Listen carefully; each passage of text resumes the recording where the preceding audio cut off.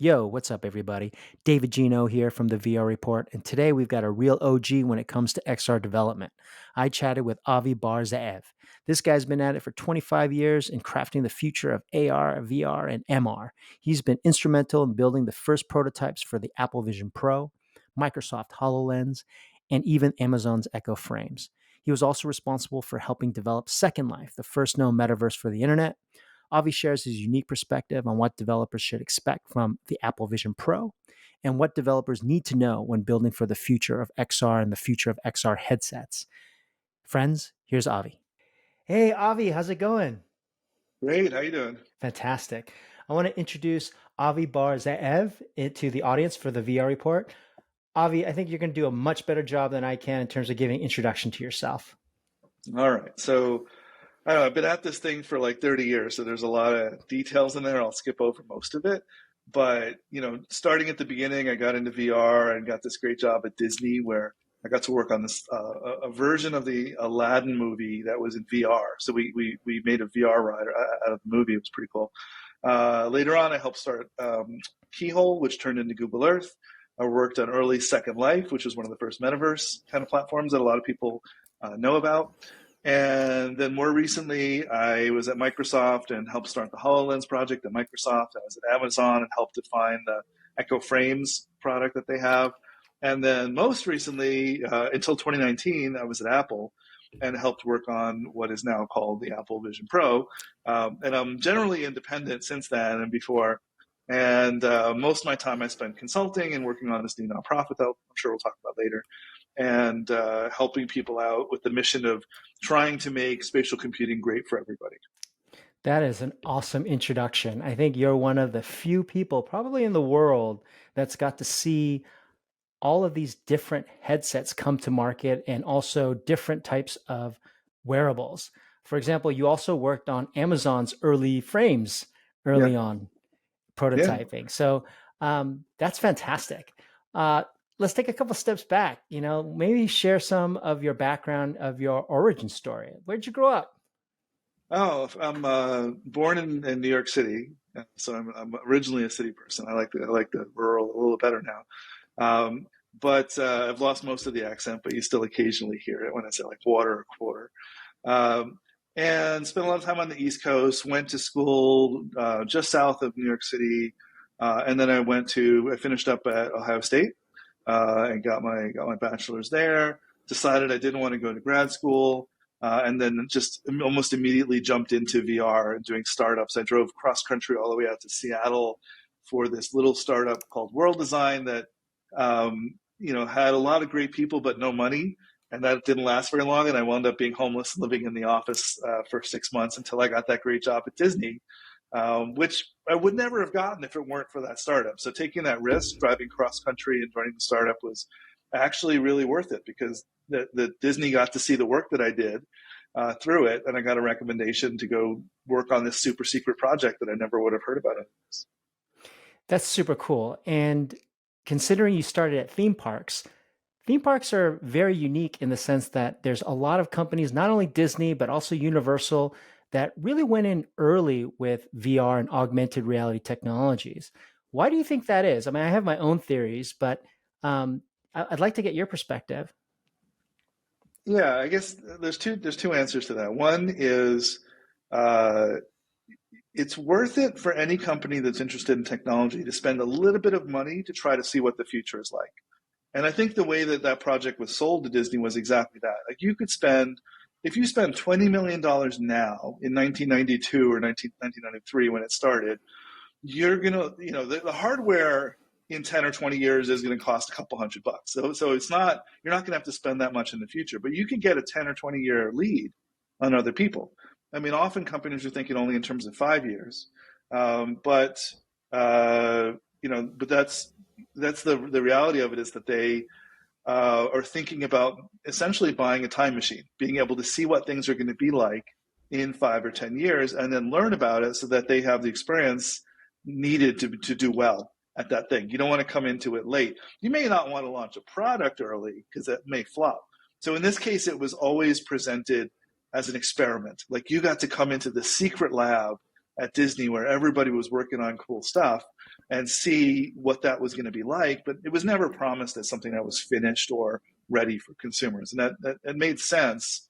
And I think most companies have some group somewhere that's doing that kind of futuristic prototyping. So that it's a good way to, if you spend a couple $1 million to either figure out how to not spend $1 billion or spend it right, that's a good use of money generally if you have it.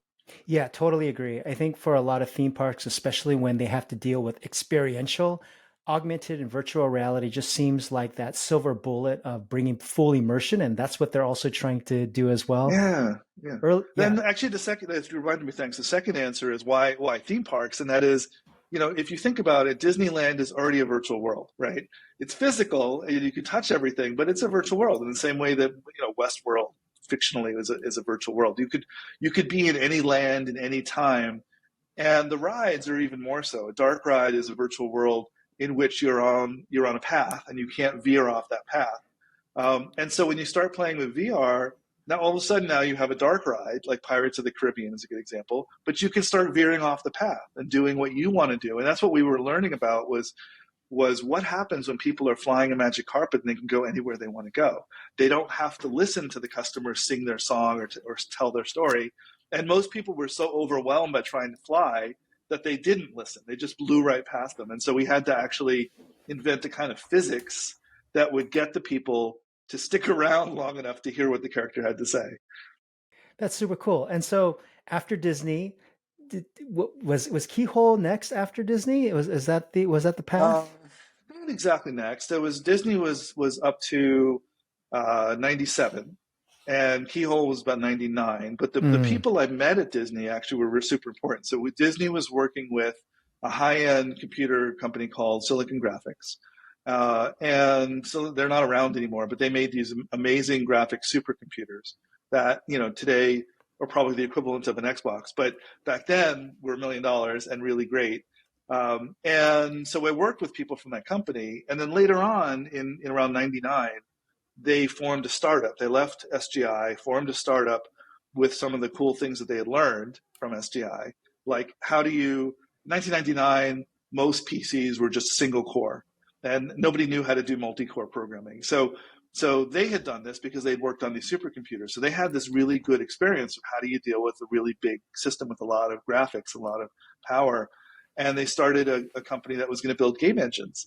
It was called Intrinsic Graphics. So it was just a few years too early because today Unreal is doing the exact same thing that they were doing, but they started at 99. And back then the game developers were like, yeah, we don't need that. We write our own engines every time. Today, you're crazy to write your own engine every time because there's so much work. But they tried doing that. And as a spin-off of that idea, we said, it was before the dot-com bubble burst in 2000. This is still 99. So we've got this great technology for rendering the whole planet. It's not perfect yet. It just does the texture map of the whole planet. But what can we do with that? So we said we're going to spin off a company. We wanted to call it Earth.com. We couldn't get that name. So we called it Keyhole. Earth Viewer was the product. And the idea was to build a browser, and that worked pretty well. And eventually it was bought by Google. It was a longer story there, but it was bought by Google and became Google Earth. So that started in 99. The company was acquired by Google in 2004, if I remember right. And most of the people, except for me, went to Google. I didn't actually join Google, even though LinkedIn says I did. But they went to Google and spent a few years there building up the whole geo team at Google. Now, Keyhole is super interesting because it morphed into everyone knows Pokemon Go and the backbone behind Niantic. But Google played a huge role in making sure that Keyhole as a project got to live on in a way. And some of the early customers, for example, I think we had discussed about this, was like the CIA that Yeah. obviously leveraged the idea of understanding people's locations, and they're also using it for their own purposes as well. Can you was when you were working it during that time, how did you feel about like government and the private sector working together? Was there a lot of crossover at that time? Well, I was never fully disclosed on all the government uses, but I think I know what was going on. So there's this agency called the National Mapping Agency, a slightly different acronym to that. Um, and the people who work there are analysts. So their job is to look at satellite photos and figure out who's building missiles, who's building a nuclear power facility underground, where, what countries are threats to us. So it's a very defensive position. It's not offensive, in the sense of let's go bomb people, although that exists as well. But these analysts look at these satellite photos and they try to figure out what's going on. And so you want to have a nice real-time map of the whole Earth to be able to do that. And so my guess is that SGI had been selling a lot of computers to the government before.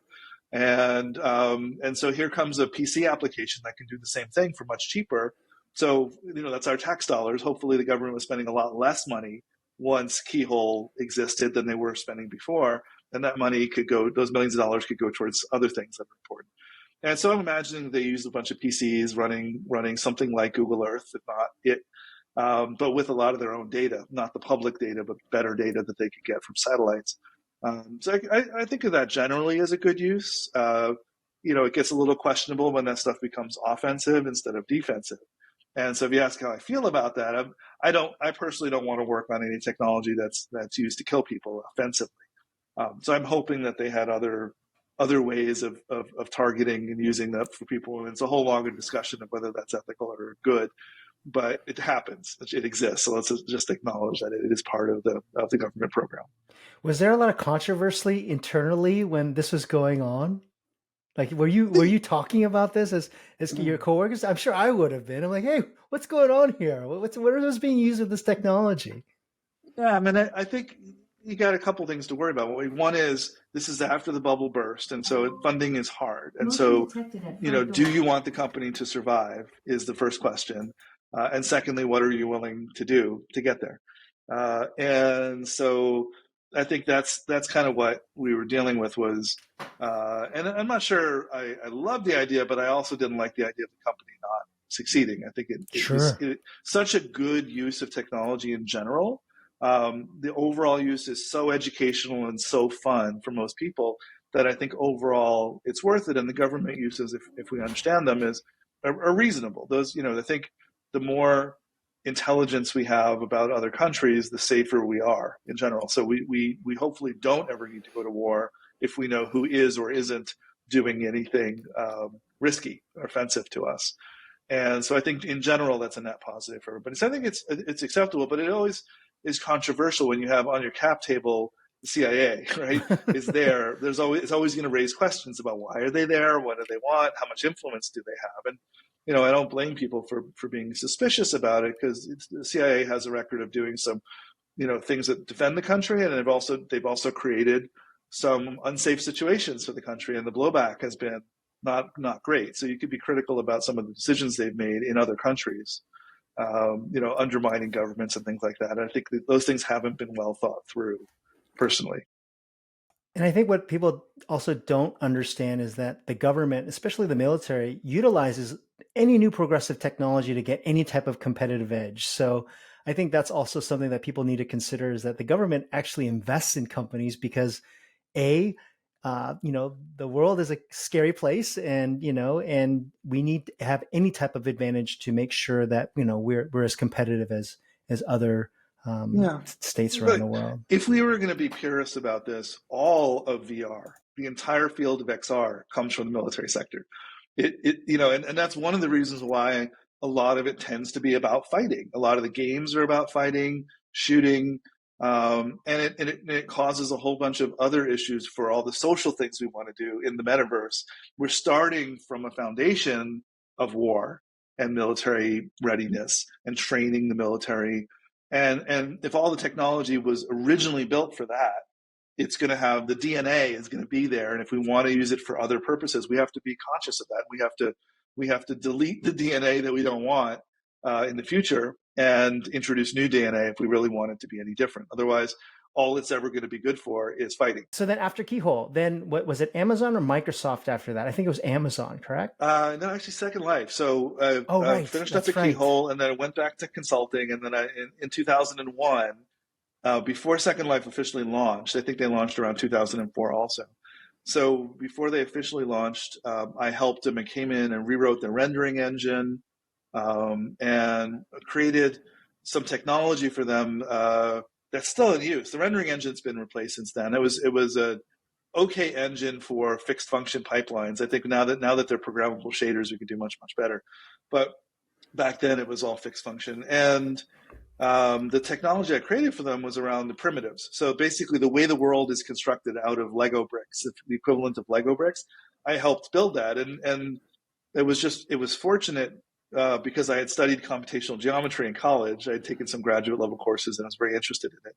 And when they asked me to build all these different primitive shapes, I'm like, yeah, you know what? Those are actually all the same thing. I don't know if you know this, but mathematically they're equivalent. So I wrote one function that had 200 lines of code in it that could make every shape in the world that they wanted. And those were the building blocks of all the Second Life worlds. And it was an interesting approach. It was different than most people take with giant meshes and other ways of building worlds. But it was a very constructive approach, and I think for the time it was good. I think there's things about it actually we could still reuse, and that predated things like Minecraft, right? Which was the ultimate simplicity of building a world out of cubes only, axis grid aligned cubes. It was a little more flexible than that. That you could build cubes, we'll put them anywhere, and make them any size, and then cut them, rotate them, twist them. You had all these options you could do with the primitives, and people made some really, really interesting shapes out of them.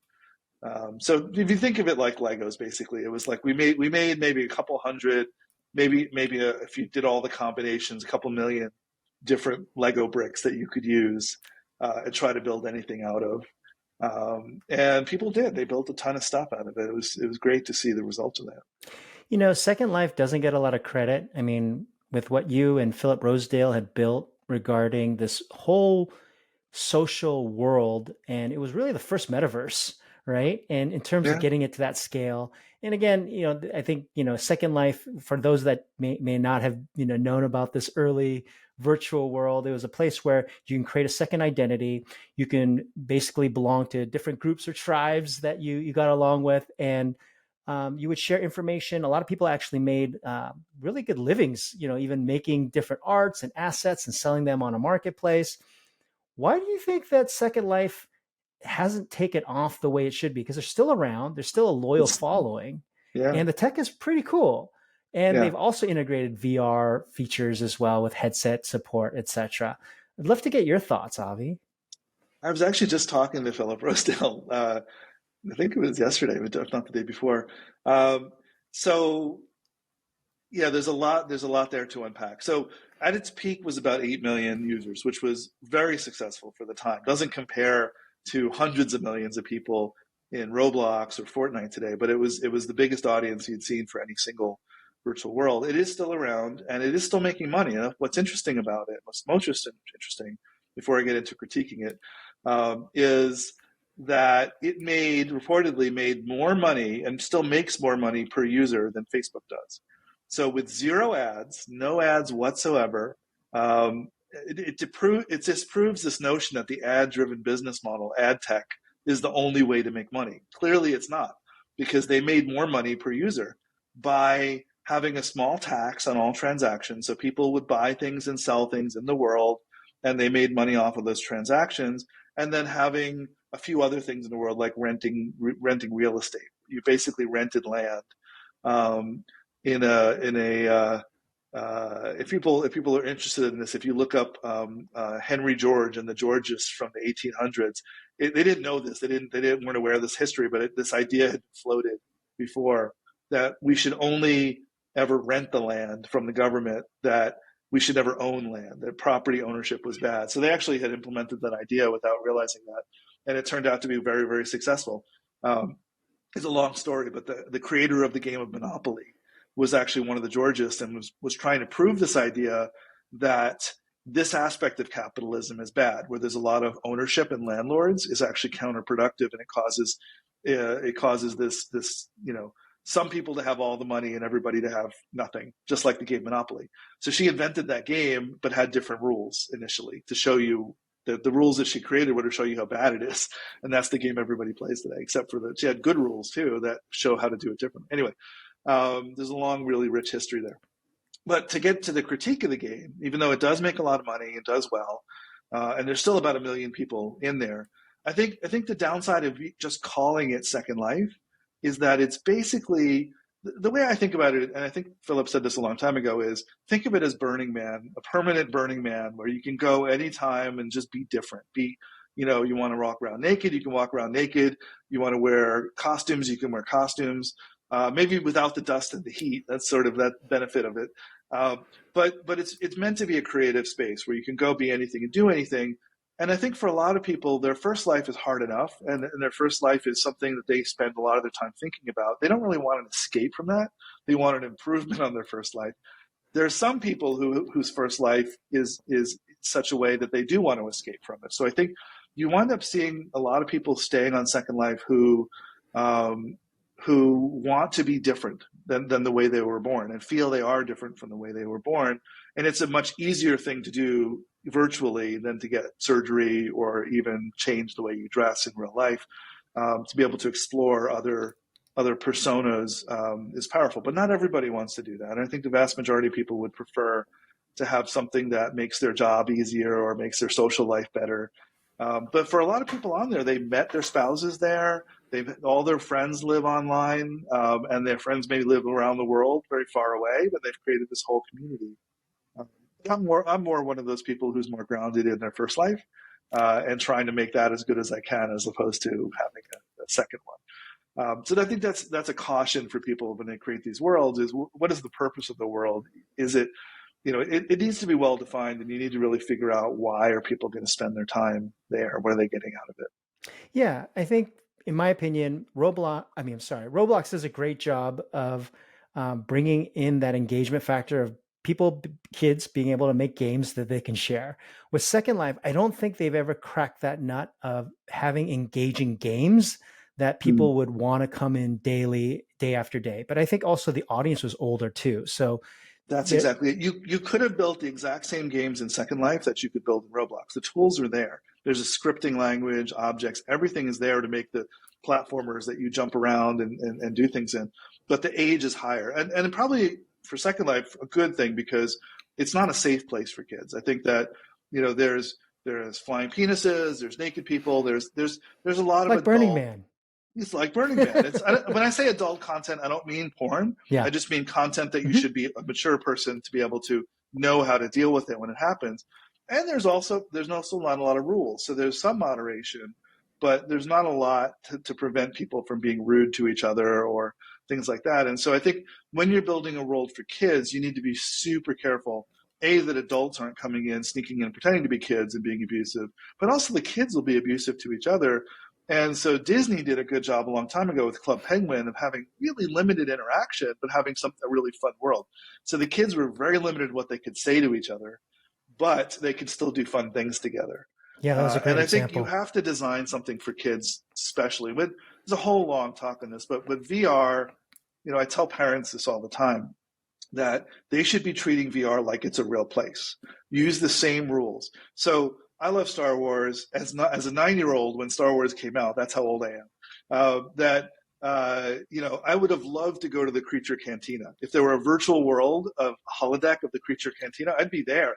But think about it in reality. My God, if parents were sending their 9-year-old kids to the Creature Cantina, there's people getting their arms cut off with lightsabers. There's Shot blasters. There's blasters being alcohol. shot. It's not a safe place for That's kids. right. And That's there's right. aliens who just don't even know what a kid is. They might just eat them by accident. So it's not a place, I think, that you would actually want to let your kids go. And parents should be thinking of VR like that. Like just treat it like it's a real place and make the same decisions you would make.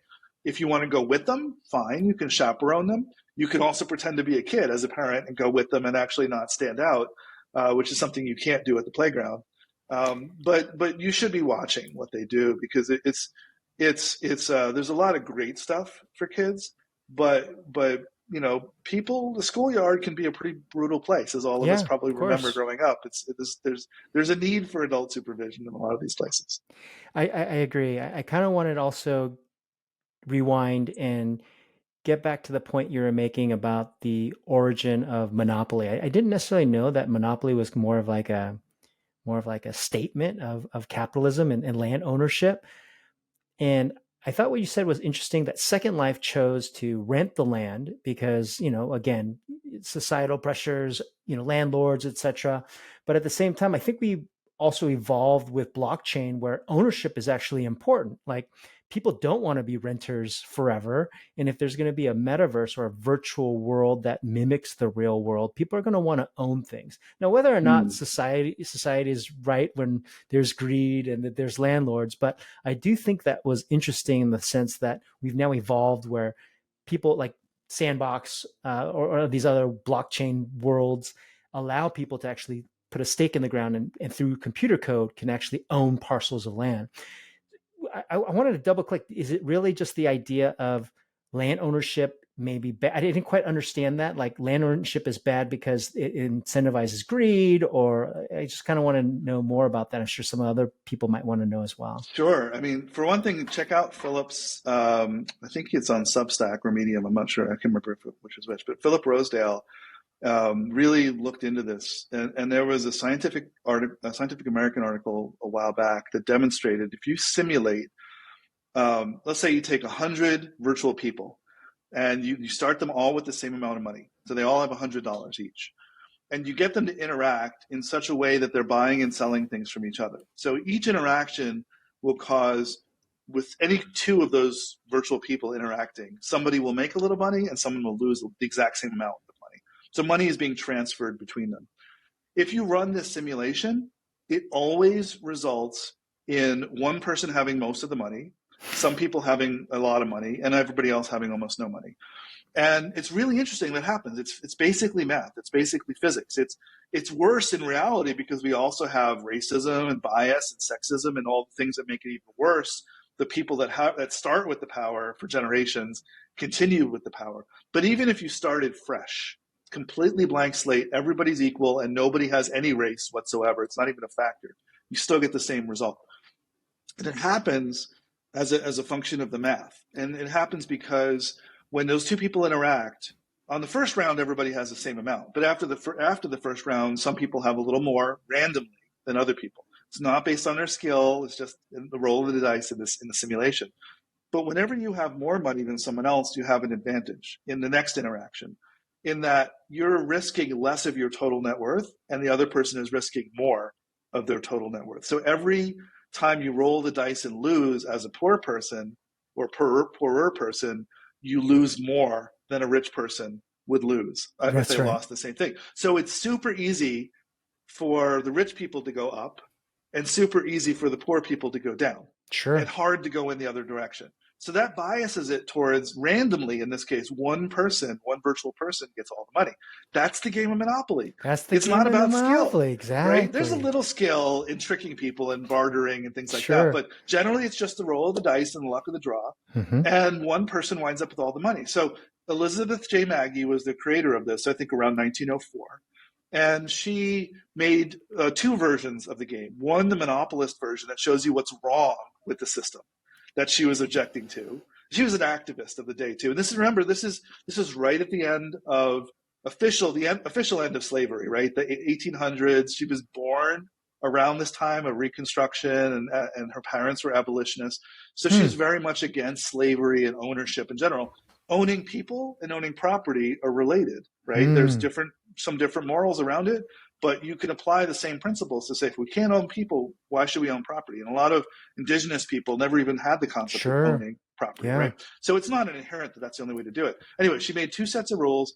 Long story, but what happened is some guy came along, repatented something she had patented, sold it to Parker Brothers, and then Parker Brothers realized they had a problem. And so they came and paid her $500 for her rights to her patent and promised her that they would distribute both sets of rules. Who's ever seen the other set of rules? Nobody has, right? You Wow. got to go search for this. So if you're interested, there's people who've written about this, good books about it. It's just fascinating that of course it's a woman, so she never got credit for having created this. The guy took the credit. Everybody knows about the guy, but not the woman. And the other alternate set of rules are super fascinating because look, in general, game theory, playing games is the earliest form of virtual worlds that we have, right? Other than storytelling and all, that goes back millions of years probably. But the first sort of structured way to do it, where you say, I'm creating a simulation. It's called a game. You roll the dice, but it's a simulation of some aspect of reality. We use simulation all the time, just like in the Scientific American article, we use simulation to figure out the mechanics of wealth. We can use simulation to figure out all sorts of things about the future. That's Um, fascinating. I never knew that story, and it's actually very contradictory of when you play Monopoly because it's the idealist American dream of being able to buy property, get as much ownership on the board, and then take all the money from your neighbors, basically. But it yeah, started out as a message, and it totally got twisted, kind of it similar totally to got twisted. capitalism. It's just like the story of capitalism. That's Exactly. right. There's good aspects to it, and then there's corruption. And it turns out the system does work, but as long as you handle the corruption, and the system of wealth can work as long as there's some redistribution. You can't say we want no redistribution. You need to have something that shuffles the deck every once in a while. And hundreds of years ago, they had a thing called Jubilee that the church did, where they would say all debts are canceled, we're starting over, tear up all those contracts. And that was a way of resetting things in the Western culture. And we've lost those things. The only tools we have today are taxes, and there's better ways to do it. But you do need the wealth redistribution as part of the equation, or else you wind up with a couple of trillionaires, and everybody else is in the poorhouse. That's right. That's right. That's well said. And so after Second Life, After Second Life, I continued to consult. I had a client in Israel, so I lived in Israel for a while and got to do some interesting stuff. And then what else did I do? Oh, that was earlier anyway. This was the next big thing was in 2008. I joined Microsoft, and it's mhm, partly I had we had kids, and I think he thought it was like let me get some health care. Finally, I need some better health care because we have a family now, and decided the way I got there was kind of interesting. It's a little bit of a longer story too, but another risk I took was blogging, writing about stuff, just like people today, post things that are interesting. I think it's great in general to put your ideas out there. You never know what's going to happen. And this is a good example of I was the only person at the time who had worked on both Second Life and Google Earth, right? And so I wrote about that because there were a lot of people saying the metaverse, whatever you want to call it back then. That wasn't the word people used, but same idea. Let's take Google Earth and Second Life and mash them together and have avatars walking around on a virtual planet. Isn't that cool? And I said, no, it's terrible. Don't do it. Here's why. And I explained all the problems. Basically, it comes down to there's nothing to do. That first of all, the map looks terrible at human scale. There's no data. This is before Street View, cameras at street level. So the data is all aerial satellite photography. It looks terrible when you zoom down to the scale of an avatar. But secondly, there's no place to go. There's no stores. There's no fun. There's no theme parks. So it's just a bunch of people walking around on a map. Why would you do that? Anyway, so I explained all why that was bad, and it turns out Microsoft had secretly been working on that. They called their project, strangely enough, First Life, and the guy running the project read my blog and said, "You got to come work with us and help us figure out what's wrong with our project," because I had pointed out all the problems that they had already encountered hmm, without knowing it. And so I came in and helped them redesign First Life into something that today you would call the AR cloud. It's basically let's go build the back-end data structures for the world so that you can have a smartphone app, no glasses back then, just a phone, but you want a smartphone app that knows that you're in a Starbucks, so bring up the Starbucks menu. The simplest things, like start with something simple, like let me be able to order on my phone, which you could just barely do today. We were going to do that in 2008. The VP came in famously and said, I don't think mobile is going to be really big, and canceled the project. So that went away, and I migrated within Microsoft and eventually wound up working on the HoloLens in between 2009 and 2010. I did a bunch of projects related to that. And so the HoloLens was officially born under a bunch of names, but the very first name was Screen Zero, because the original idea was we're going to get rid of all the other screens. We're going to have a screen on your face that is going to be able to emulate every other screen in your life once it's good enough. And so it's sort of Lord of the Rings, one screen to obsolete all the others. And the name got changed through a bunch of code names, and then eventually came out as the HoloLens. But it wasn't quite the same as we had originally pitched it. It morphed a bunch in all those years. Yeah, I want to get more into the morphing because HoloLens was a landmark moment that people said, wow, Microsoft is getting into the game. And obviously, with the suite of Microsoft brings, people already saw immediate value in terms of content. And of course, everyone saw the spider through the wall demo, and people were just like, wow, I can't wait to get my hands on the dev kit. Oh, the dev kit's going to be, several $1,000s. I think that at the time people were saying that they were just going to be at a 5,000 price range. Take our money. We'll give you all of it. But then it came out and it kind of fizzled a little bit just because of the field of view, right? And what what were some of the challenges of getting that headset to market? Like, you're on the ground level. What were some of the discussions? What were some of the leadership choices? What in hindsight should have people done differently, or if not, what did they do really right? Yeah. There's a lot there to unpack. I think, just to be clear, I was there sort of just in the first year of its life. So 2010 was when we started working on it. I was literally the first person working on it. And my first thing was to build a demo using Loomis glasses that were available off the shelf, more or less. Built a demo, and you look around and you just see cubes everywhere, but they stay put. So wherever you look, the room is filled with these colored cubes. And it was actually pretty amazing how the feeling of I'm surrounded by this alternate world that's not reality, but stays planted with reality. That was literally the first demo.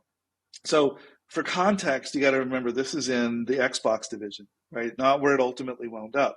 And so it was there. The challenge that the management gave us was, think about the next generation Xbox after the 360.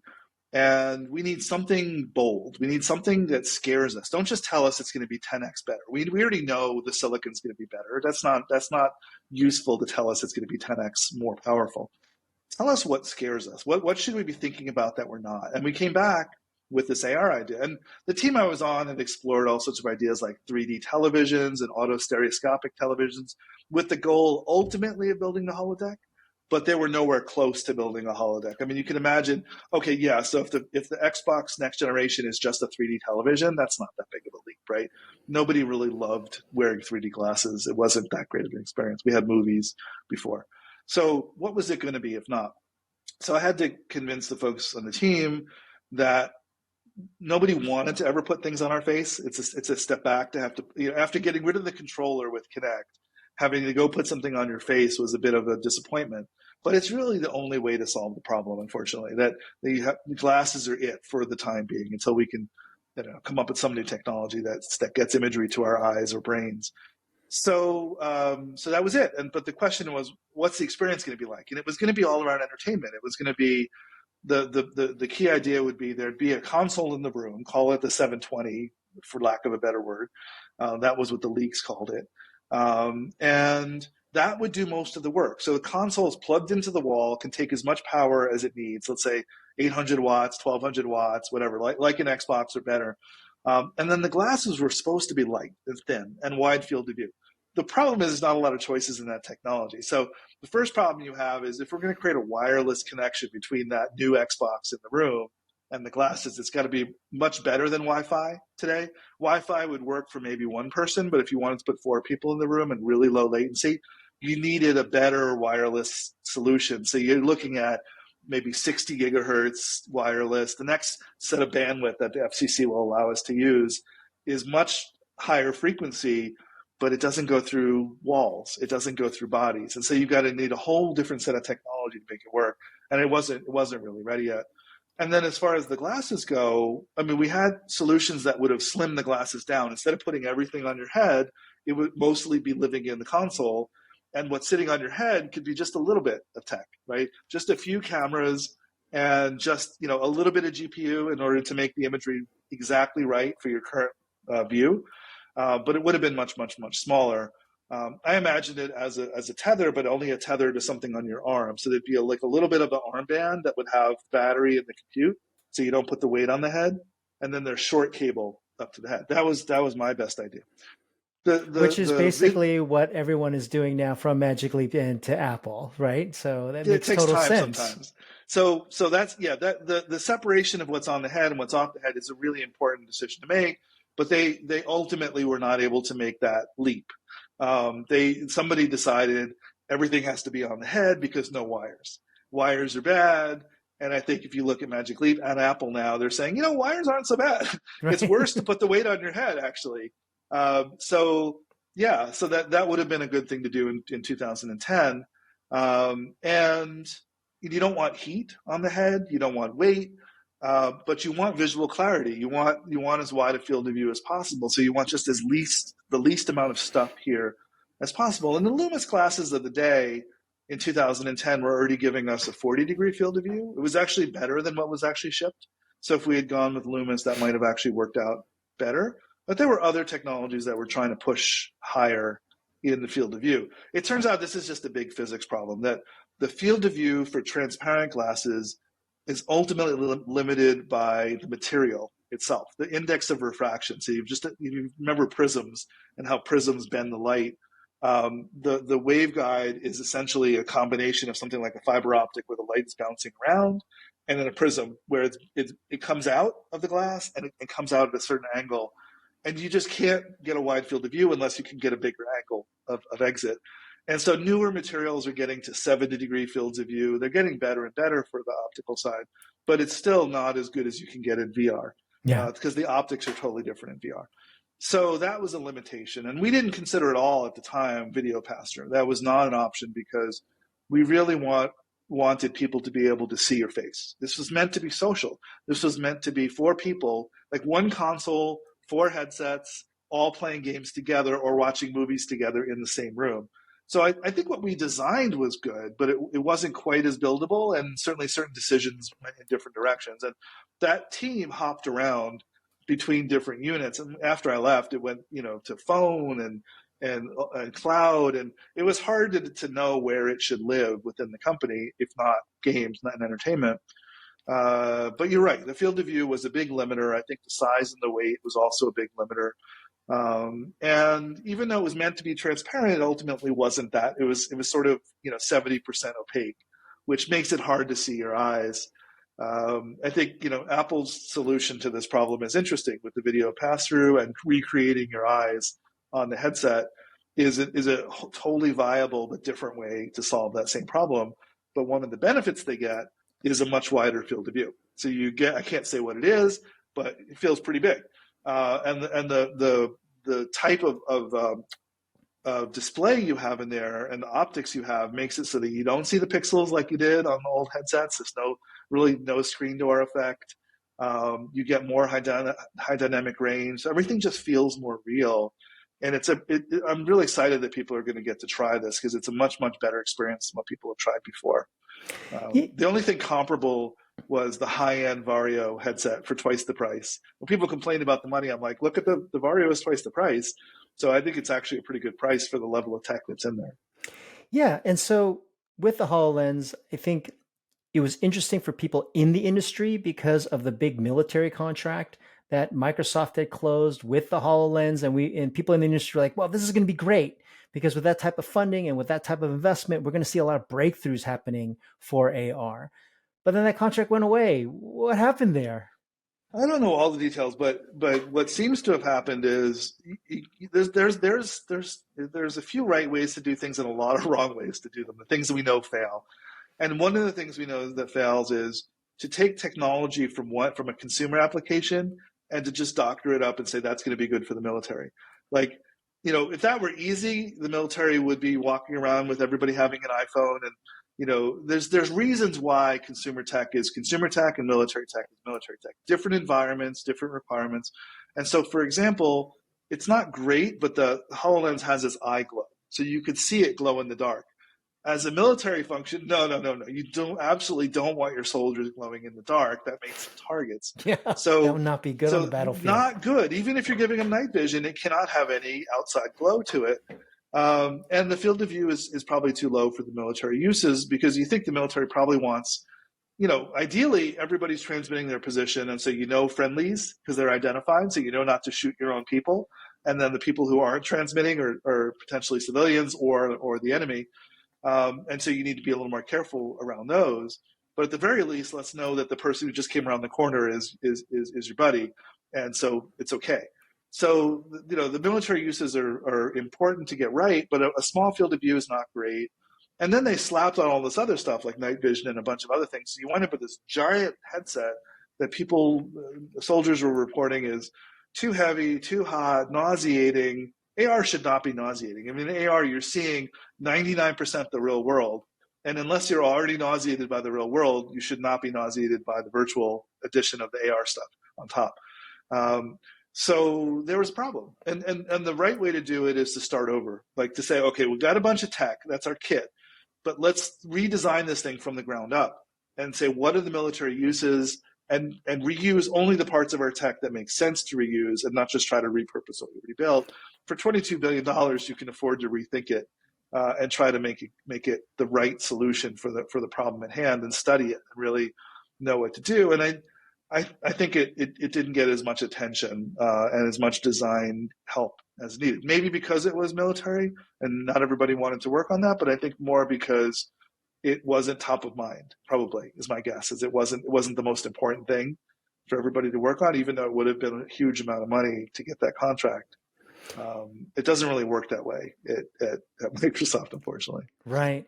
And I think you touched upon product 101, which is who's the target customer. And I think your point of starting over and really identifying who that target customer in the military would be, they would have found out a long time ago. Yeah, you don't want to be lit up like a candle on the battlefield or have a bunch of additional weight that you already have a lot of additional weight as someone in the military that you might be on the You're field. probably carrying 50 pounds of stuff.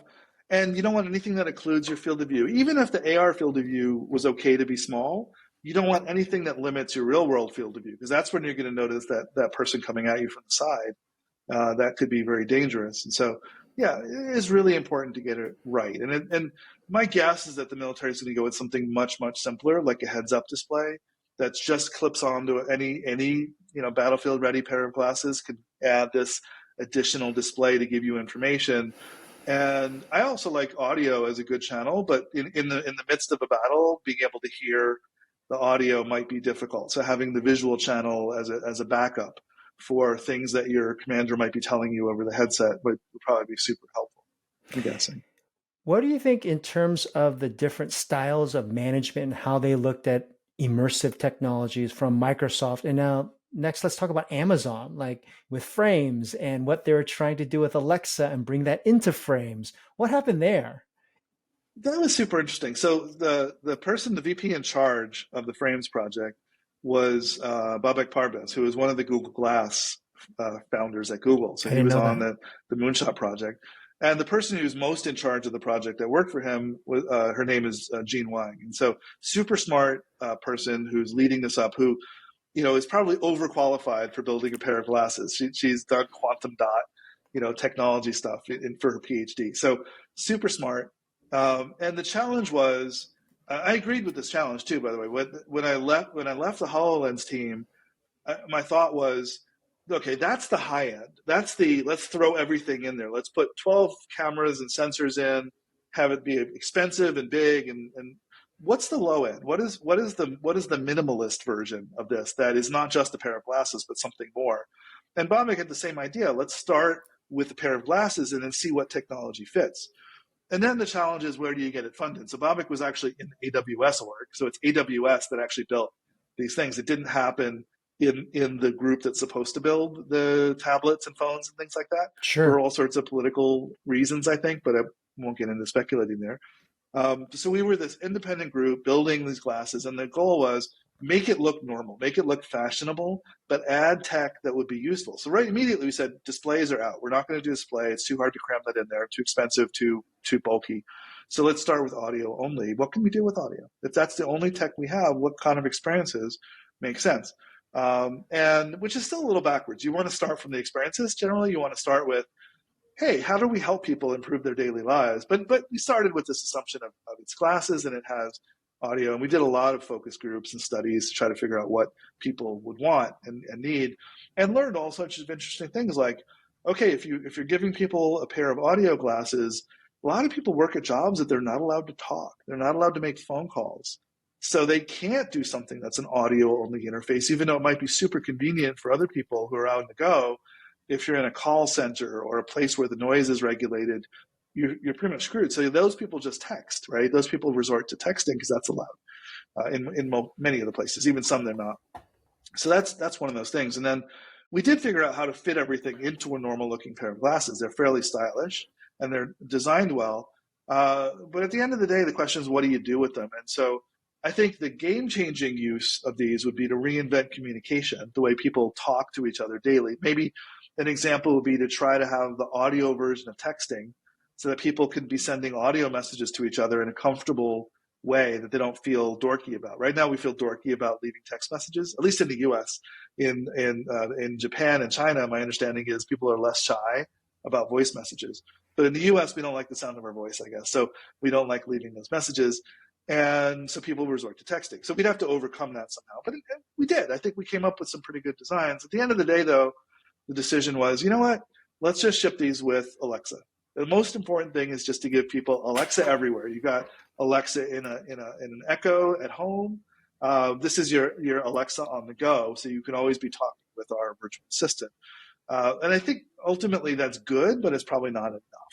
I think you need more than that. And there needs to be more of a reason to buy these than simply being able to talk to Alexa. So we'll see where it goes, but at least they achieve the goals of making it fashionable and making good quality audio work in a pair of glasses. I think even in some ways even better than what Bose did. Bose did a good job with their audio headset, but it was big. It was big, and it was not something you'd be wanting to wear out on the street very much. Anyway, that's what we resulted in. I think with that one is a good product. It's still around, and getting it to be affordable is actually doable. You can get them with prescriptions. You can, all the things you would need to do. But there's all these other challenges with the glasses of the sales channels, the marketplace. If people don't know, there's a company called Luxottica that has a near monopoly on this stuff. Like, name any store that you go to get glasses, and they probably own it, like Lens Crafters, etc.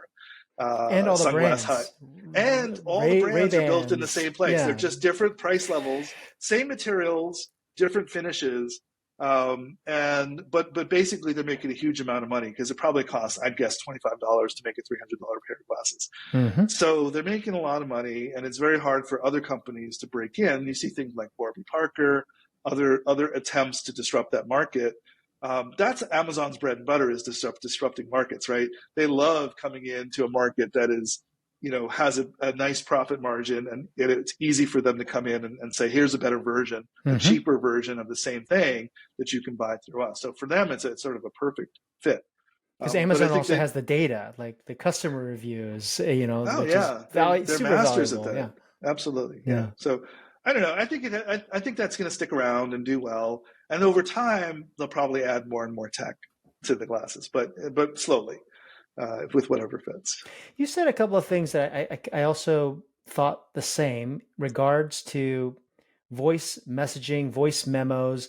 It just seems so convenient, especially when you're on the go. But I never resort to voice memos or sending my voice messages, only if I'm driving, right? Because you should be doing that. But Yeah. that's the only time I actually use it compared to texting, which it's so much easier to send a voice memo. Maybe it's also a courtesy thing. Like, it's just faster to just kind of glance at a text, and it's also very passive. I can look at it whenever I can versus like, having to dedicate to press play and then having to listen to someone for, whatever duration of time.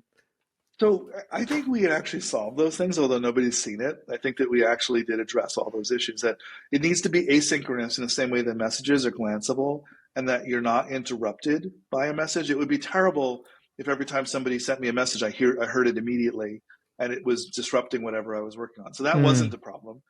And you also have to be able to handle more than one at a time. So the thing about messages is that you can get 4 or 5 messages from different people at the same time, and you get to choose who you want to respond to or not. Needs to have that same quality. So I spent a lot of time working on the UX to get that right, so that it was non-disruptive, it was asynchronous, and you could respond to whoever you wanted to respond to. I won't say exactly, we did patent it, but I don't want to get into too much of the details in case they think it's proprietary. But there was a lot there, and I wish they had gone with it. I wish we'd actually been able to ship it, because it was pretty cool. And it would have been a great contrast to all these high-end XR devices to just have something that's just normal and fits into your daily life and does nothing except just improve your ability to communicate with your family and friends, right? If it did nothing else, I think a lot of people would be using it right now. Yeah, and I think in terms of the frames, or at least the XR efforts at Amazon being gestated at AWS, kind of makes sense because it is the cloud. The future, you do probably want, once we get to a 5G world where it's very accessible, you probably want to have all the compute done in the cloud, Mm-hmm. right? So you can actually have really slick glasses. And I know there's some people at Amazon today that are focused in XR, and I always found it interesting that they are all part of AWS. So that seems to be kind of their thing now, right? AWS is Yeah. leading that. And so, why cloud, and how does this support in the cloud? And that's a different mentality from Apple, which you also got to work on. And you're actually one of the main proponents of actually the genesis of the Apple Vision Pro. Tell me about that experience. Yeah, I mean, certainly, I'm not the only person. My boss, Sure. was I think super important. And there were probably about at least 12 of us who early on when I joined who pushed really hard and had to work. The thing about a project like that is you got to work with a blank slate. You got all this ambiguity or all these options, and you've got to hone the options down to what's going to work. And that's fun. It's a lot of fun, but it's also very challenging. And you can't do that with a large team. You need a really small team of people to be able to work on those options and figure it out. So yeah, just as a bracketing, overall, I think I counted. I've worked on at least 10 different wearables and headsets. Not all that I took to completion, and not all that were. Some of them I was just advisor on, or there's a few companies like Tilt 5. I'm an investor and Which an is a advisor really there. great product with It's an awesome product, and it should. If Nintendo and Hasbro are smart, they will come in and realize that AR is the next step for them because it's 100%. all about the future of gaming.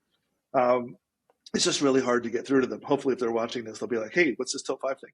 Um, but uh, but it's super cool. So about 10, and so Apple brought me in, and again, secret project. I couldn't ask any questions. I didn't know what they were thinking, but I just said on a gamble to somebody I knew. I said, "You know what I like to do? Connect me with the exact right person at Apple who wants to do the same thing I want to do, and get me on their team." And it worked out really well. And I got hooked up with Mike Rockwell and the team there, and some really smart, talented people.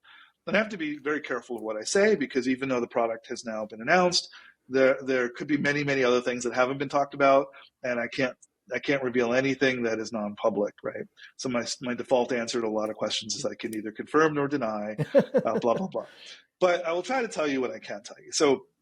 So I joined in 2016, and at that point, my job, I was pretty consistent what my job was until the last year. But my job was to lead a team called Experience Prototyping. What Experience Prototyping is take whatever materials you can find off the shelf. If you have to build them, we have some people who can build new things for you, but they're all prototypes. They're all ad hoc duct taped things that are one-offs in some cases.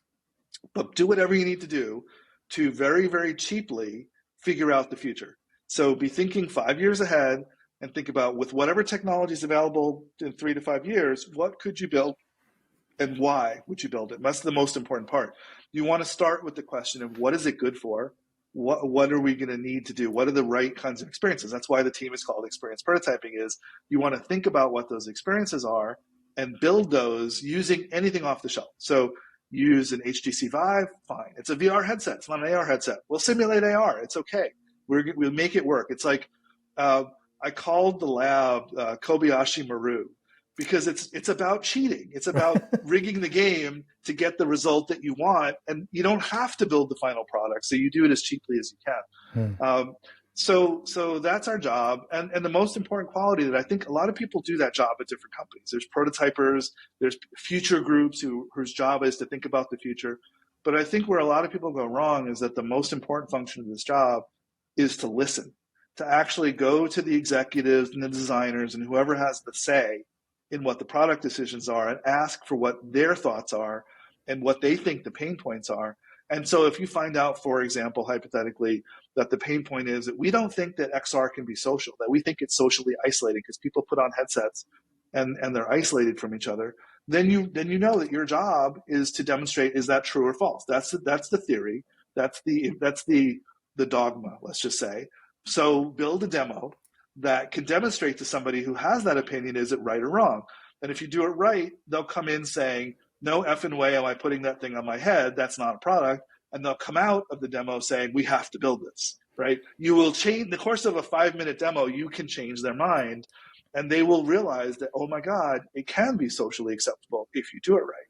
And not everybody does it right. And that's the secret sauce, right? That's the thing. If you can figure out how to do it right, other people may try to copy your specs. They may come up with a XR headset that does the exact same resolution, the exact same cost, the exact same, maybe it's even cheaper.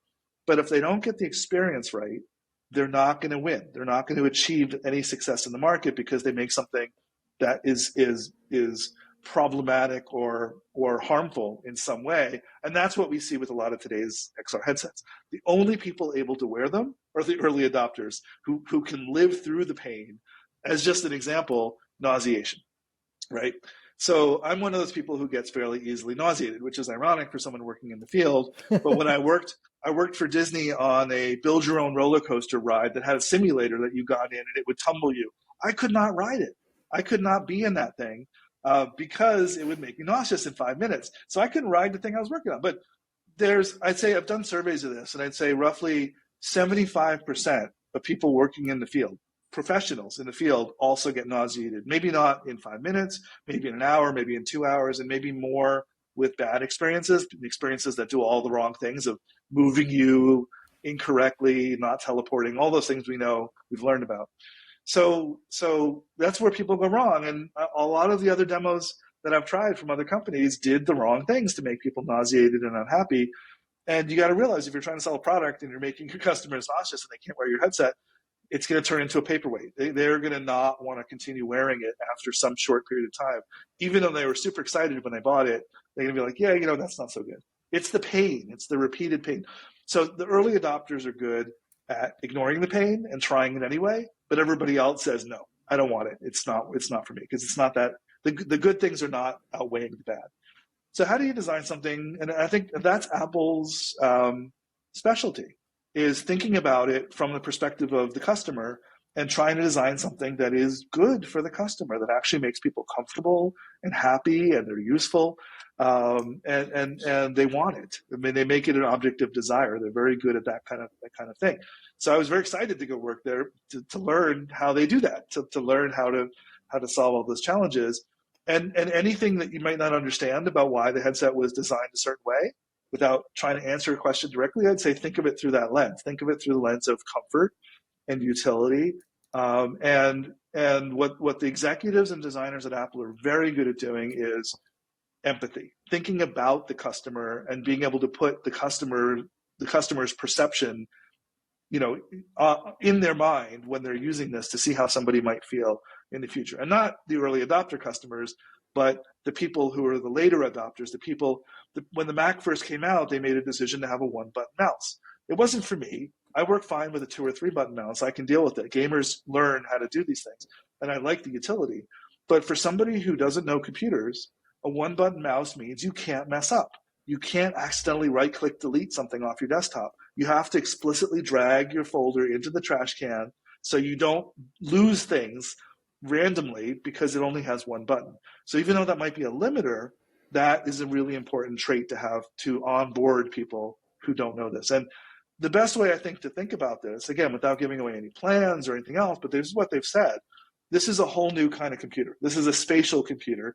And so the analogy is not to the iPhone moment. The analogy is to the Macintosh. This is the Macintosh moment of the computer that had the first 2D graphical unit, at least the consumer version of that existed at Xerox PARC, but the first consumer that had the graphical user interface that was widely usable by everybody was that Macintosh. Although I'd say I had an Amiga before that and I loved it, but that's the first one everybody knows about. And it brought in a whole bunch of people to computing that weren't there using command line prompts like the rest of us. and that was too gruesome for them. But they were able to use the computer now, and so now you're going to see a whole new set of people being brought in who can use computers now and do more with the computers than they could before, because it's been made more natural, because it's been made spatial. And why spatial? Well, we're spatial. Humans are spatial beings, and so we're bringing the computer into our world instead of asking us to go into their world. And the desktop metaphor was a halfway gesture. It was like, let's use spatial metaphors of desks and windows and walls, but let's use real desks and windows and walls, because that's what we deal with in reality. The spatial interface is the natural human interface to the world. And this is the closest we've gotten. That's why I'm so excited about it, is because I've been talking about this for so long and pushing eye tracking, gaze tracking, hand gesture stuff for so long that they finally have, I don't want to say perfected it, but gotten it as close as it can to be the thing that everybody uses.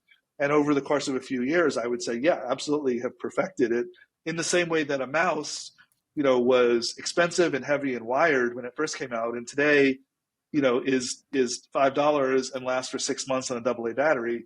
That's when you've perfected the mouse, right? So it takes 10 years, but this is a great entry. This is a powerful, first product, that's a pro level product that's going to allow people to really experience this whole new way of computing. So that's just what excites me about it. Yeah, that is Apple's secret sauce, which is empathy and also figuring out who that customer is to reach the widest adoption as possible. It's not for the early adopters that, like you said, can fight through the pain to just make it work, but they're really thinking about who that mass audience is and making sure that they're answering and solving that those challenges that they have with them. I remember how many times I've given thousands of demos, multiple different headsets, and always the feedback that I've gotten was, I kind of feel like I'm closed off from the world, and that makes me feel like I'm being isolated. And two, controllers are very confusing. I don't feel comfortable using controllers. Am I pressing this button or that button?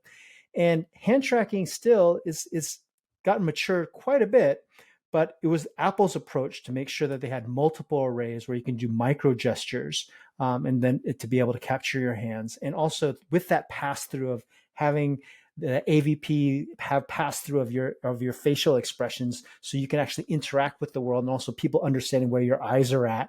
Yeah. Are you looking somewhere where you should be looking? Right. So I think that is Apple's secret sauce. So thanks for explaining that. That really paints a really clear picture. Yeah. Yeah, and it's mostly not for the looking where you're not supposed to be. It's there for knowing when someone's making a connection with you, right? Mhm. So the social connection happens when we make mutual eye gaze, Hmm. and we know that we're paying attention to each other because we look at each other, and we look each other in the eye. Typically, not everybody. People who may be on the spectrum may not do exactly the same thing, but in general, that's a really important social cue that you can't lose, and that's where people get shut off. And people are very, very sensitive to this. So we've developed the ability over millions of years to know when another human is being aggressive towards us or friendly towards us based on things like their eye gaze and their body posture. And if you hide those things, you're losing that cue to know your relationship to this person. Can you trust them? Are they safe? And you consider, for somebody who feels vulnerable, which is a lot of people, putting on a headset in the first place is a risk. There's people around you. You don't know how they're going to behave. You don't know how they'll look at you. And so being shut off from the world in 100% VR is always going to be a risk. And being able to see the room around you, even if the field of view is not 180 degrees, if it's some fraction of that, is a much better way to know that you're safe, that you're in an environment that's safe. And the more virtual stuff you add, the more you're pulling people out of that. So the key is minimalism. It's not, there's people who are going to put windows everywhere and surround themselves with a virtual tanning booth full of windows everywhere. But but that's not always the best use. You want to be able to see the world around you. And one of the cool things about this is when somebody approaches you, a human, they intrude through those windows. So if your boss or your coworker or your kid comes up, you will see them. And even though you've surrounded yourself by windows, you won't shut them out. That's super, super important. Totally. And I think that also falls into the actual culture or the DNA of Apple with the human interface guidelines.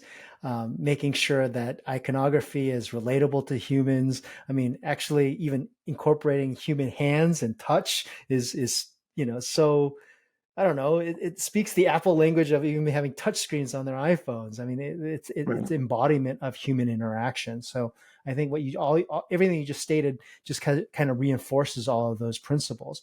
Are those principles kind of mandated at Apple while you're working there? Is that something like a Bible that everyone follows and it comes top down from Tim Cook, and people have to adhere to it? I think the way to think about it, and I think this was probably true even when Steve Jobs was alive and running the company, is that the CEO sets the vision. The CEO try to make sure everybody's marching in the same direction, or if somebody are going off, they're coming back when they finish their side jaunt.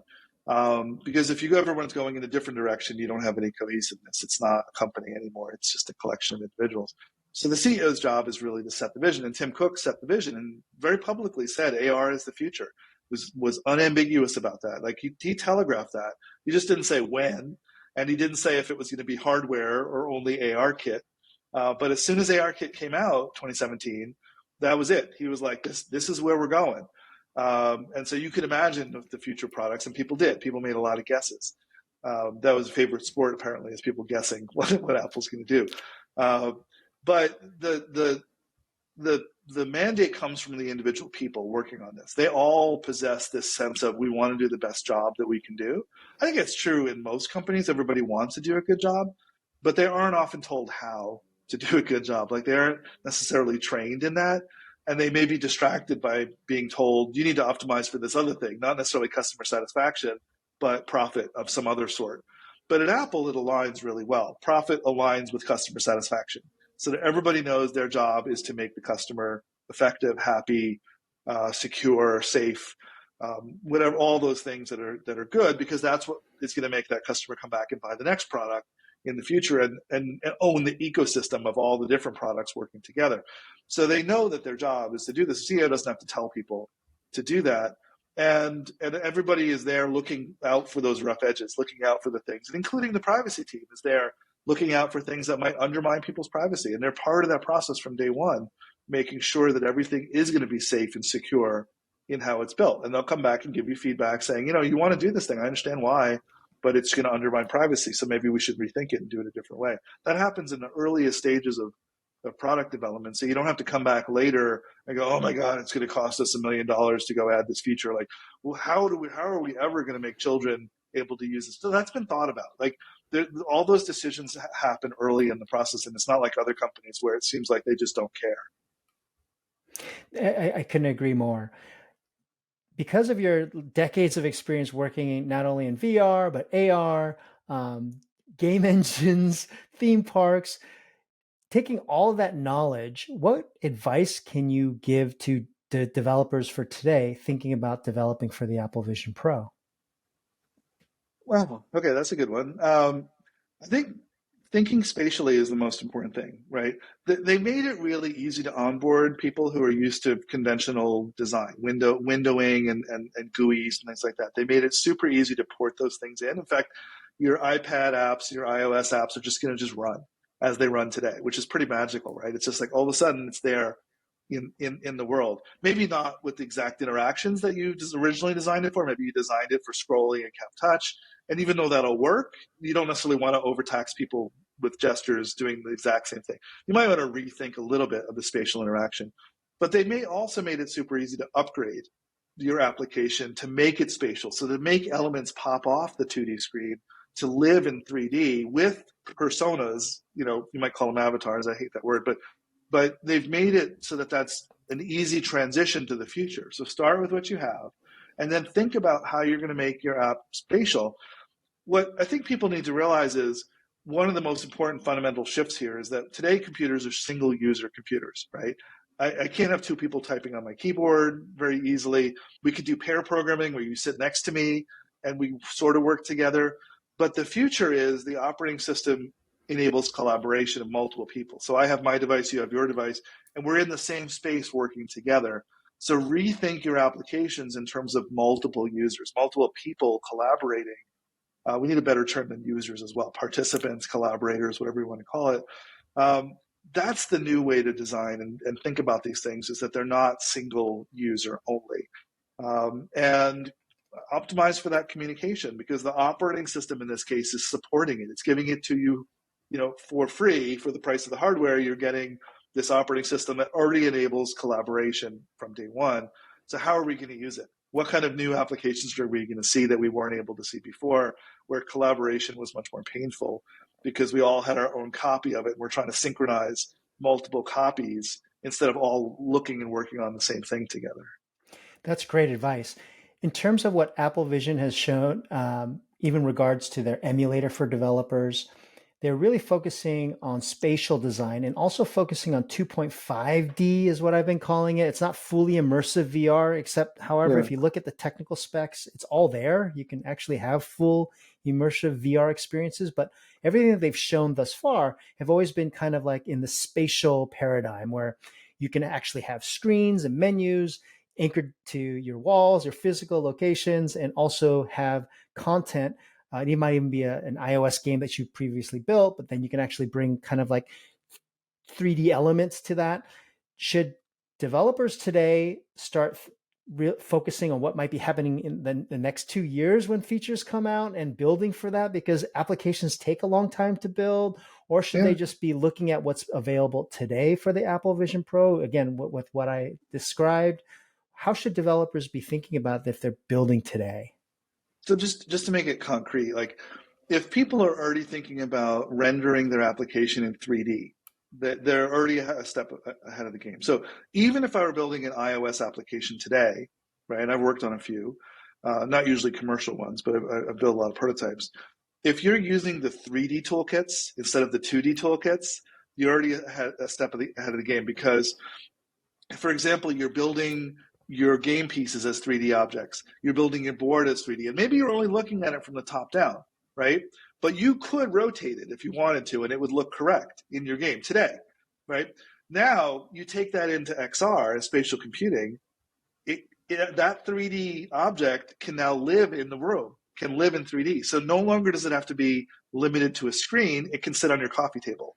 It can Right. sit on your dining room table without a lot of changes by you, right? So let's say it's a chess game. If you would build everything as a 3D object from the beginning, you would be 90% of the way towards a spatial computing application that could live in the world already. Even if you hadn't used ARKit yet, if you had just used, originally Scene Kit and then Reality Kit to build things, you'd already be ready to go for that 3D stuff. And now that it's a spatial object of a game board, it's super easy to say, hey, there's a player on that side, and there's a player on this side, and we can both play chess together. You're just so close to that final thing.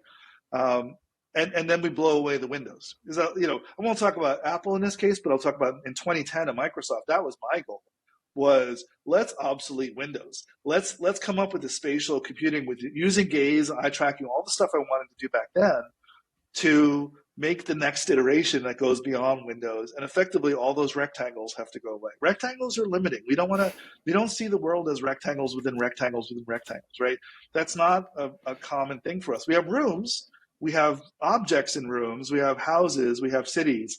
Those are ways that people understand spatial organization. So let's make use of those instead. I couldn't agree more. We are in a 3D world. Everyone should be thinking in 3D. Avi, it's 2023. What are your predictions? Give me 3 predictions for XR in the next 2 or 3 years.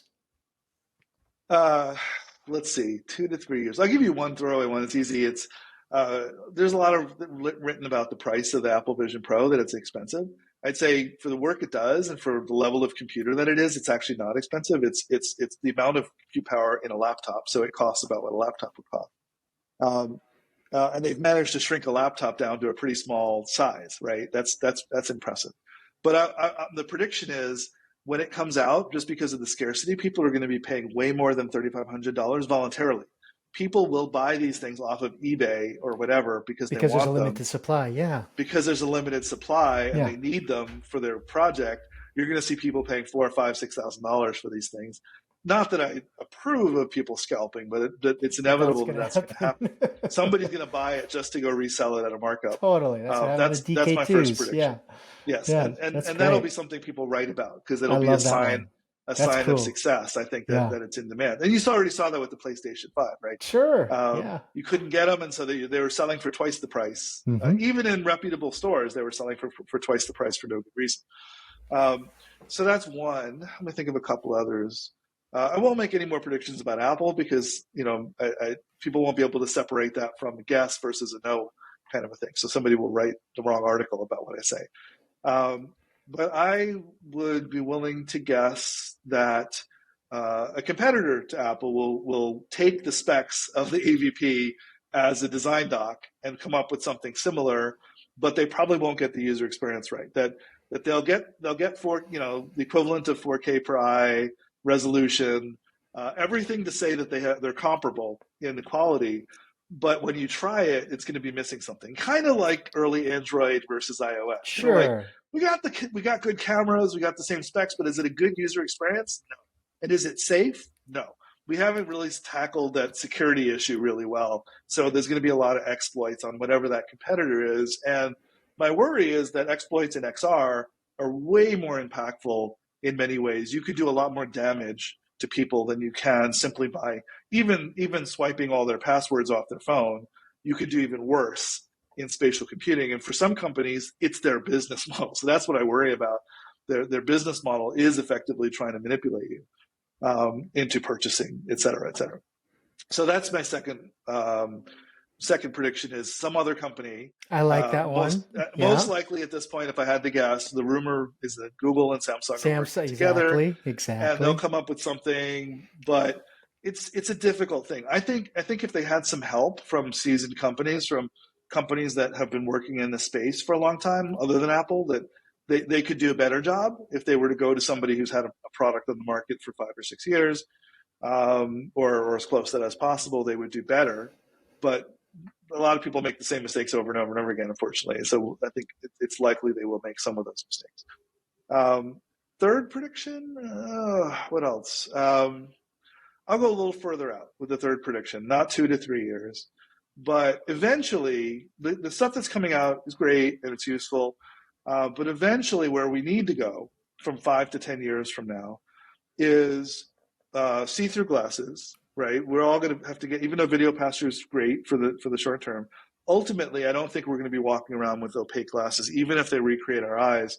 Um, we're going to want to see the world directly, and we're going to want other people to be able to see our eyes directly, because I think the future is the Star Wars future of holograms, of having social interactions with virtual copies of people in our space, as opposed to us all going into a virtual world like the metaverse has been described. I think it's much more likely that we teleport into each other's spaces.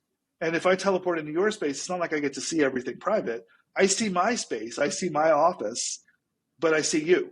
That's the most important part. And you see me as teleporting into your office, and we can have a face-to-face interaction like we could in person. But virtually, that saves a lot of travel, and that means we save time, we save energy. There's some wasted energy that happens with computing, but it's much less than the cost of driving or taking a plane.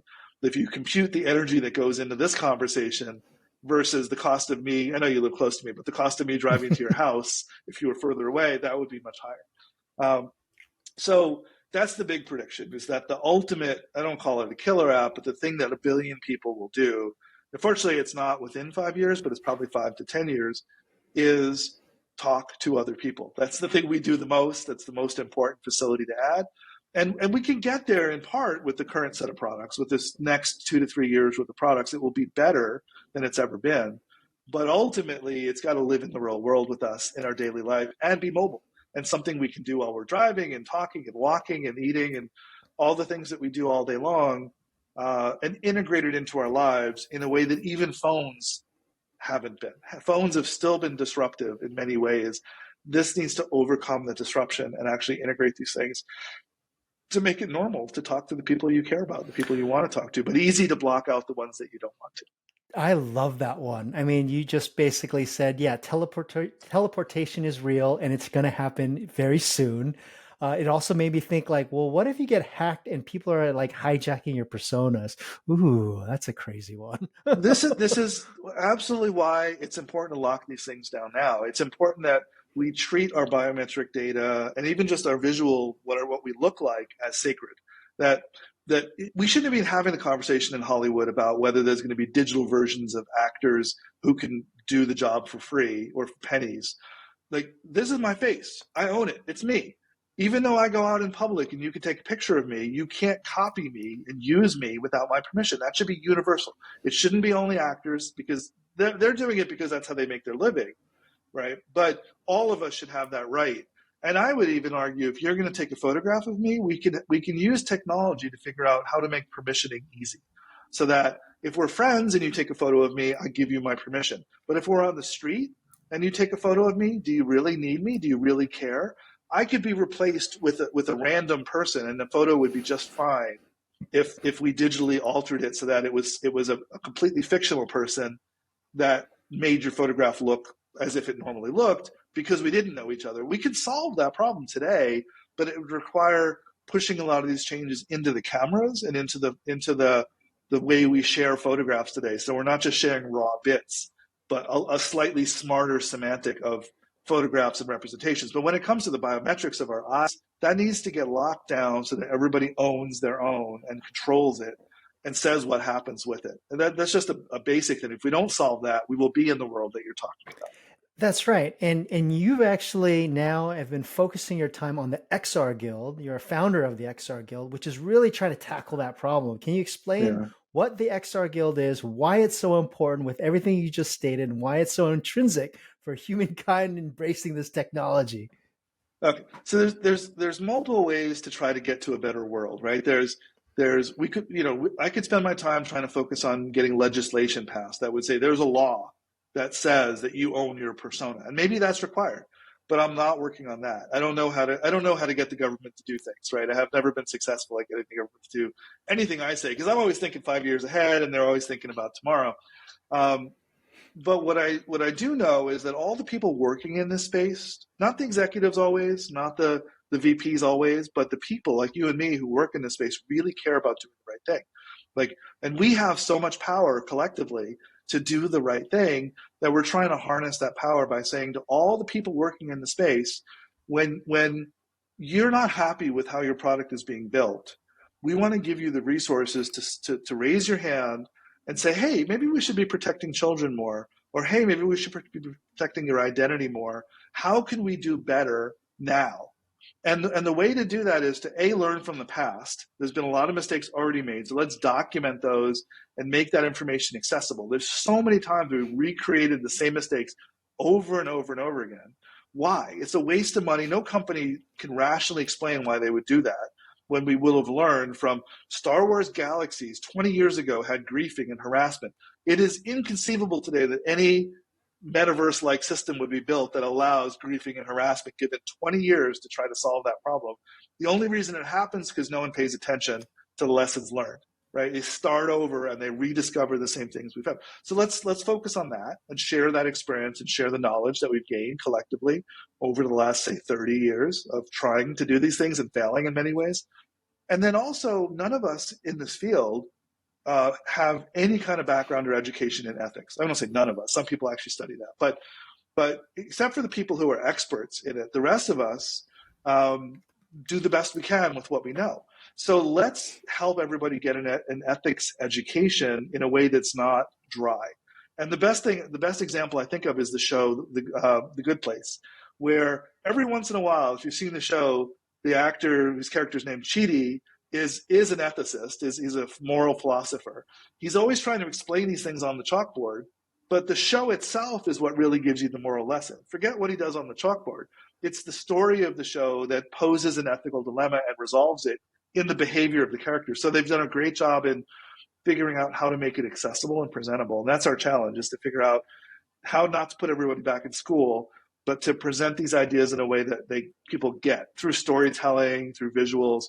So we're working on that, and we need more people to join us. The more people that join, and all you have to do to join right now, there's no dues. You just have to agree to an initial set of ethical principles, and those evolve. We vote on those principles every year. We can change them, we can add to them. And the goal is to embody what we think are the best set of principles. And if you agree with those, you'll build better products. And if you don't agree with them, you should at least be aware of them. so that you know that other people disagree with you and are trying to build better products. And if you have a problem with it, come talk to us. And eventually we'll get to a place where we go help companies try to do this thing better. And this is in parallel to all the people who are trying to fix legislation and policy at the top level. It's really up to us. We're the ones that take the blame when things don't go well. The developers get all the crap when a product turns out badly. So let's take the responsibility to try to make it turn out well. That's what we're there for. So come check it out. We'd love for people to join. There's really very little onus right now, but we're a completely volunteer org, so we just rely on all the hard work of the people in it to get anything done. Like right now, I'm literally building a website. I am revamping the entire website. It'll come out in a couple of weeks. And that's on me to do because who else is going to do it, right? If I don't do it, it doesn't happen. Oh, you got muted again. That's a great calling card. I had little notifications popping off, so I had to mute myself. But if anyone wants to get involved with Avi, one of the legends in this industry, really setting standards of how we can actually incorporate ethics into XR. I mean, it's so topical today because we're talking about generative AI, and wow, we should really pull the brakes on generative AI until we actually have policies and ethic reform or at least understanding. You're building that now with XR. So if anyone wants to get involved, how do they get in contact with you? It's www.xrguild.org. We don't have the .com, but we have the .org and the .net for that. Come check out the website. Join some of our mailing lists so you'll get updates on what's going on. Come meet with us. We have local chapters in different cities, and we're trying to revamp those and have really interesting physical meetups so people can come talk about this stuff. The New York one has done some really interesting stuff with fast-paced presentations. That seems like a lot of fun. So we're having those in different cities. We need more help, more organizers there. But at the very least, just join on the website. We also have a Discord, so you can get on the website, you can find a link to the Discord. That's a place to come if you want to virtually chat with us about all these different things, although not everybody uses Discord these days. But we just want you to engage and tell us what you think. And our goal for this year is to get up to about 1,000 people. So we're about 260 now. What I keep telling people is that if every member just reached out to one person and got them to join, we would literally double our size overnight. So I just want people to come in and be enthusiastic, and right now just help grow the membership. In 5 years, maybe we get to 50,000 people. That's a substantial bulk of people that if we can get everybody to know who's there to support them, who has their back when they raise their hand with that difficult question, there's just 3 other people in the room who agree with them and will support them, then it's a much safer thing to raise your hand in that project meeting to say, why don't we do this better? And that's where we're trying to get to, so everybody feels comfortable sharing those kinds of things. What a great mission. I want to do whatever I can to help increase those numbers. That was so cool. Avi, it was fascinating talking with you. It was so fun. Any other closing remarks? I think that was pretty comprehensive. So Cool. yeah, thank you for the time. It's been a pleasure. Super enjoyed it, and I hope people get some value out of this too. Thanks a lot, Avi.